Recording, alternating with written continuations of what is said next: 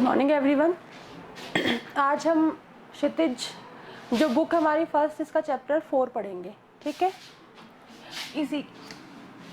इस चैप्टर 4 के कवि हैं जयशंकर प्रसाद।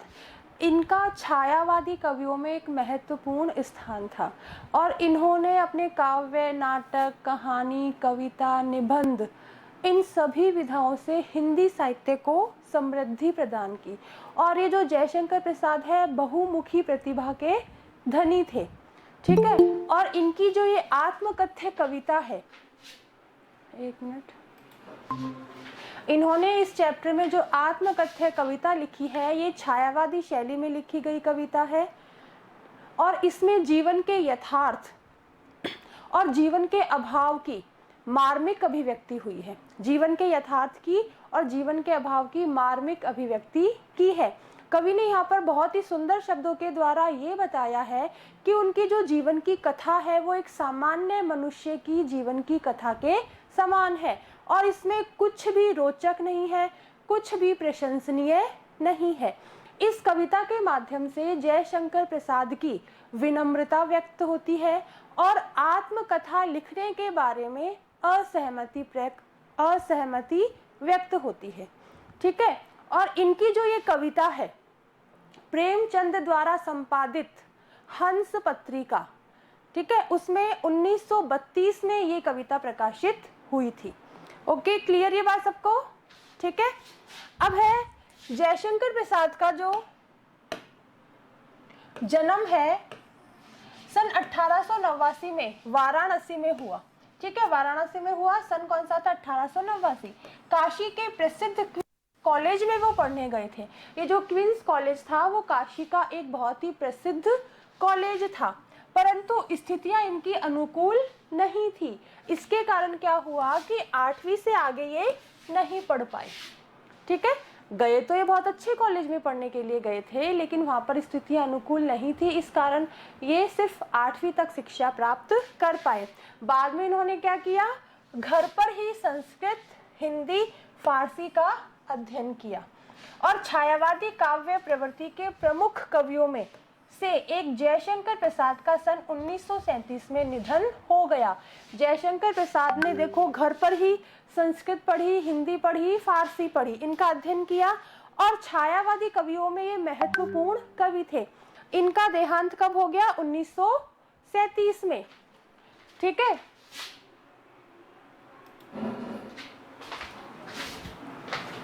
इनकी प्रमुख काव्य कृतियां, इनकी जो प्रमुख काव्य कृतियां हैं वो है चित्राधार, कानन कुसुम, झरना, आंसू, लहर और जो कामायनी नामक जो महाकाव्य है ये आधुनिक हिंदी की श्रेष्ठतम काव्य कृति मानी जाने वाली। कामायनी इन्होंने महाकाव्य लिखा, वो आधुनिक हिंदी कविता का श्रेष्ठतम, सबसे श्रेष्ठ काव्य है। ठीक है, और क्या हुआ? इसी काव्य पर उन्हें मंगला प्रसाद पारितोषिक दिया गया। मंगला प्रसाद जो पुरस्कार है उस सम्मान से इनको सम्मानित किया गया।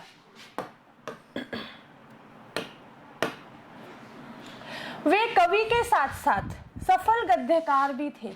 उन्होंने कविताएं भी लिखी और गद्य विधा में जितनी भी विधाएं आती है, जैसे कहानी हो गई, नाटक हो गया, निबंध हो गया, संस्मरण हो गया, रेखा चित्र हो गया, यात्रा वृत्तांत हो गया, ठीक है, ये सारी जितने भी गद्य विधाओं के प्रकार थे इन्होंने लिखे। तो ये सफल गद्यकार भी थे। ठीक है ना, इसी कारण इन मतलब सारी विधाओं की जानकारी होने के कारण ही जयशंकर प्रसाद को बहुमुखी प्रतिभा का धनी कहा जाता है। बहुमुखी प्रतिभा मतलब हर चीज के विषय का ज्ञान होना। ठीक है, फिर क्या है? अजात शत्रु, चंद्रगुप्त, स्कंदगुप्त और ध्रुव स्वामिनी उनके नाटक हैं। तो कंकाल, तितली और इरावती इनके उपन्यास हैं। आकाशदीप, आंधी और इंद्रजाल उनके कहानी संग्रह हैं। प्रसाद का साहित्य जीवन की कोमलता, माधुर्य, शक्ति और ओज का साहित्य माना जाता है। प्रसाद के साहित्य में जीवन की कोमलता भी है, मधुरता भी है, शक्ति भी है और ओजस्वी भावना भी है। छायावादी कविता की अतिशय काल्पनिकता, सौंदर्य का सूक्ष्म चित्रण, प्रकृति प्रेम, देश प्रेम और शैली की लाक्षणिकता उनकी कविता की प्रमुख विशेषताएं हैं। छायावादी कवि क्या करते थे? प्रकृति प्रेम पर मानवीय चेतना का आरोप करते थे। उन्होंने प्रकृति प्रेम किया, देश प्रेम किया, उन पर कविताएं लिखी, और प्रकृति पर उन्होंने मानवीय चेतना का आरोप किया। मतलब प्रकृति को मनुष्य समझकर कविताएं लिखी। जैसे मनुष्य अपना एक व्यवहार करता है, क्रियाकलाप करता है, वैसे ही छायावादी कवियों ने क्या किया? प्रकृति को व्यवहार करते दिखाया। ठीक है, प्रकृति को क्रियाकलाप करते दिखाया। तो ये छायावादी कवियों की विशेषता है। और छायावादी कविता की और क्या विशेषताएं हैं? अतिशय काल्पनिकता, कल्पना के साथ कविताएं लिखना, सुंदरता का वो बहुत ही बारीकी से वर्णन करते थे, और प्रकृति से प्रेम, देश से प्रेम, और शैली की लाक्षणिक शैली पर इन्होंने अपनी कविताएं लिखी।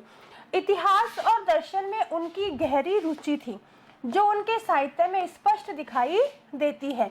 लाक्षणिकता का मतलब क्या है? कविता में जो पंक्तियां लिखी गई है वो लक्षणों के आधार पर उसका अर्थ पहचाना जाए।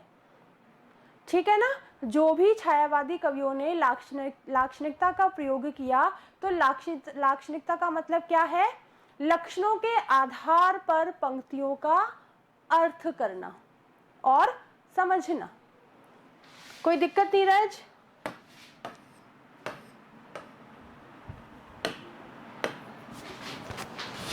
लक्ष्य कोई प्रॉब्लम?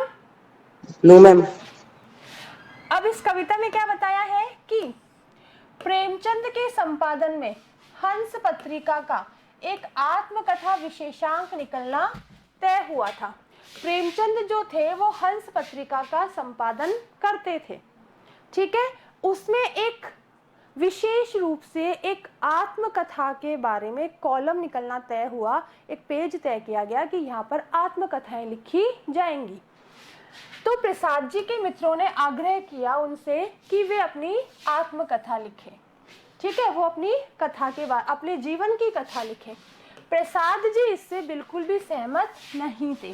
प्रसाद जी ने, मैंने बताया कि उन्होंने क्या किया है? आत्मकथा लिखने के बारे में असहमति जताई है। तो वो आत्मकथा लिखने के विषय में सहमत नहीं थे। इसी असहमति के तर्क से पैदा हुई कविता आत्मकथ्य।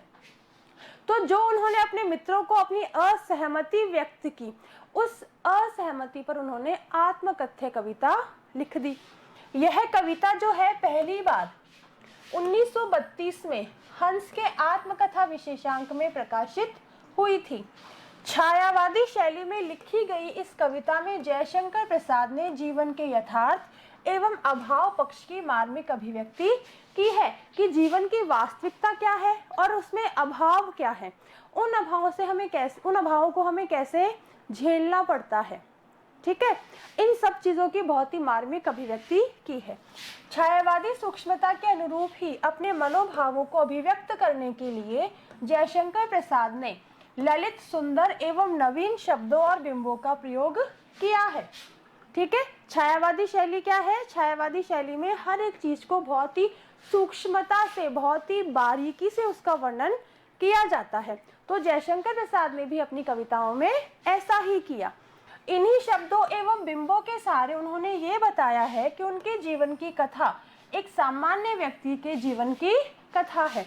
उसमें ऐसा कुछ भी नहीं है, उनकी जीवन की कथा में ऐसा कुछ भी नहीं है जिसे महान माना जाए या फिर बहुत ही रोचक माना जाए और ये सोचा जाए कि उनकी आत्मकथा को सुनकर लोग जो है वाहवाही करेंगे। ठीक है, उनकी प्रशंसा करेंगे। कुल मिलाकर इस कविता में एक तरफ कवि द्वारा यथार्थ की स्वीकृति है, एक तरफ तो वो क्या करते हैं? वास्तविकता को स्वीकार करते हैं, और दूसरी तरफ एक महान कवि की विनम्रता भी है। और दूसरी तरफ विनम्रता किन व्यक्तियों में होती है? जो कि महान होते हैं। ठीक है ना, जो महापुरुष होते हैं उनमें विनम्रता देखी जाती है। तो जयशंकर प्रसाद के जीवन में भी क्या है? विनम्रता है। वो विनम्र थे और महान थे।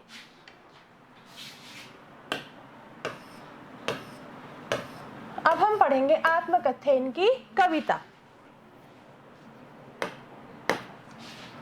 मधुप गुनगुनाकर कह जाता कौन कहानी यह अपनी, मुरझाकर गिर रही पत्तियां देखो कितनी आज घनी।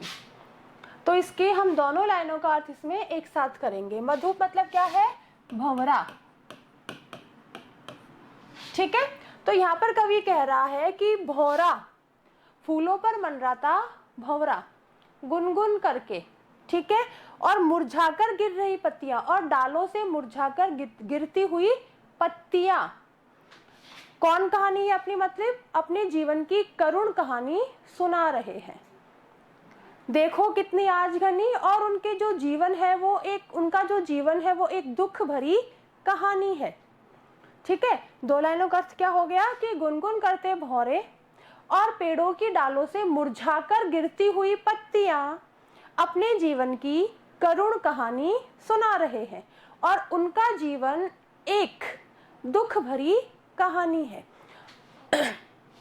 ये हमने बताया, समझाकर बता रही हूं कि कवि क्या मानता है कि फूलों पर मंडराते भौरे और गुनगुन करते अपनी ध्वनि में निरंतर अपनी जीवन के बारे में या अपनी कहानी सुनाते रहते हैं। कवि क्या मानता है कि जो फूलों पर मंडराते भौरे हैं और वो क्या करते हैं, गुनगुन करते हैं। गुनगुन करते हुए क्या कर रहे हैं, वो अपने जीवन की कहानी सुना रहे हैं। मतलब उनका गुनगुन करना अपनी भाषा में अपनी आत्मकथा का वर्णन करना है। ठीक है, आगे कह रहे हैं कि इस गंभीर अनंत नीलिमा में असंख्य जीवन इतिहास। यहाँ पर कवि कह रहा है कि अनंत नीलिमा, नीलिमा मतलब यहाँ पर क्या है, अनंत आकाश, अनंत नीला आकाश। अनंत मतलब जिस आकाश का कोई अंत दिखाई नहीं देता है। तो कवि यहाँ पर कह रहा है कि इस गंभीर विशाल अनंत नीले आकाश के तले या आकाश के नीचे असंख्य जीवन इतिहास, मतलब असंख्य जीवन इतिहास के बारे में लिखा जा रहा है। आई बात समझ में? क्या कह रहा है, इस गंभीर अनंत नीलिमा में, यानी कि इस गंभीर विशाल अनंत नीले आकाश के नीचे असंख्य जीवन इतिहास लिखे जा रहे हैं। फिर क्या कह रहा है वो, यह लोग करते ही रहते हैं अपना व्यंग मलिन उपहास। और जो अपनी आत्मकथाएं लिख रहे हैं, जो अपना जीवन इतिहास लिख रहे हैं, वो अपने आप को ही, ठीक है, वो अपने आप को ही व्यंग का और उपहास का पात्र बना रहे हैं। आई बात समझ में? क्या कह रहा है यहाँ पर कवि, क्या कह रहा है कि लोग क्या कर रहे हैं, इस विशाल नीले आकाश के तले अपनी आत्मकथाएं लिख रहे हैं, अपना जीवन इतिहास लिख रहे हैं। लेकिन ये जो लोग हैं वो स्वयं को ही व्यंग का पात्र बना रहे हैं, उपहास का पात्र बना रहे हैं। ठीक है, कैसे? अब जैसे इसका अर्थ समझो, मतलब कवि यहाँ पर मानता है कि तुम लोग अपनी असफलताओं के बारे में बताकर, अपनी दुर्बलताओं के बारे में बताकर लोगों को खुद पर हंसने का मौका दे रहे हो। क्या कहना चाह रहा है कवि, कैसे वो अपने आप को व्यंग और उपहास का पात्र बना रहे हैं? क्योंकि ये लोग खुद ही अपने जीवन की असफलताओं के बारे में, अपनी दुर्बलताओं के बारे में लोगों को बताते हैं, और लोग क्या करते हैं, उनकी दुर्बलताओं को सुनकर, उनकी असफलताओं को सुनकर उनके ऊपर हंसते हैं, उनके ऊपर व्यंग करते हैं। तो कवि बिल्कुल इस बात से असहमत है कि वो अपनी आत्मकथा दूसरों को बताए। ठीक है, लक्ष्य समझ में आ गया? Yes ma'am. ठीक है, फिर आगे वो कह रहे हैं कि तब भी कहते हो कह डालू दुर्बलता अपनी बीती। यहाँ पर कवि कह रहे हैं, अपने मित्रों से ये पूछते हैं, कवि यहाँ पर अपने मित्रों से पूछते हैं कि क्या तुम ये सब देखकर भी, क्या तुम ये सब देखकर भी ये चाहते हो कि मैं अपनी दुर्बलताओं से युक्त आत्मकथा लिखूं, जिसे पढ़कर लोग उस पर व्यंग करें और उसको उपहास का पात्र बनाएं। ठीक है, फिर कह रहे हैं कि यहाँ पर कवि क्या कह रहा है, ये कवि ने हमने पढ़ा है कि कवि कह रहा है कि उसके जीवन में ऐसा कुछ भी रोचक नहीं है, कुछ भी प्रशंसनीय नहीं है जो कि वो लोगों को बताए। और कवि अपनी दुर्बलताओं से युक्त अपनी जीवन कथा लोगों को नहीं बताना चाहता, वो व्यंग का पात्र नहीं बनना चाहता, वो उपहास का पात्र नहीं बनना चाहता है। ठीक है। फिर आगे कह रहा है कि तुम सुनकर सुख पाओगे, देखोगे यह गागर रीति। गागर मतलब क्या होता है? घड़ा, मटकी। ठीक है। तो कवि कह रहा है कि तुम मेरी खाली गगरी जैसी महत्वहीन आत्मकथा को पढ़कर क्या सुख पाओगे, क्या तुम्हें अच्छा लगेगा? ठीक है। वो क्या कह रहे हैं कि क्या तुम मेरी खाली गगरी जैसी महत्वहीन आत्म कविता को पढ़कर, महत्वहीन आत्मकथा को पढ़कर क्या तुम्हें सुख मिलेगा? ठीक है। तो यहाँ पर देखो, एक चीज यहाँ पर हमें क्या समझनी है कि कवि ने मतलब अपने जीवन को खाली गगरी के समान क्यों बताया है? क्यों बताया है?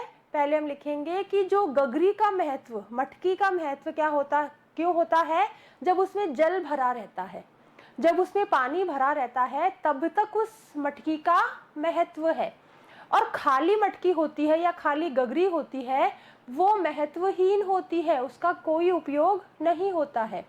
तो कवि ने अपने जीवन को खाली गगरी के जैसा बताया है। वो कह रहा है कि ऐसे कुछ भी महत्वपूर्ण और उपयोगी बातें मेरे जीवन में नहीं है जो मैं लोगों को बताऊं। और दूसरी तरफ उन्होंने अपने जीवन को खाली गगरी जैसी बताकर लोगों के प्रति विनम्रता व्यक्त की है। ठीक है। क्या व्यक्त की है? विनम्रता व्यक्त की है। आई बात सबको समझ में यहाँ तक? ठीक है। फिर अच्छा, यहाँ पर है कि इस गंभीर अनंत नीलिमा में असंख्य जीवन इतिहास। इस लाइन अगर आ जाए, इस लाइन का आशय स्पष्ट करो तो कैसे करेंगे?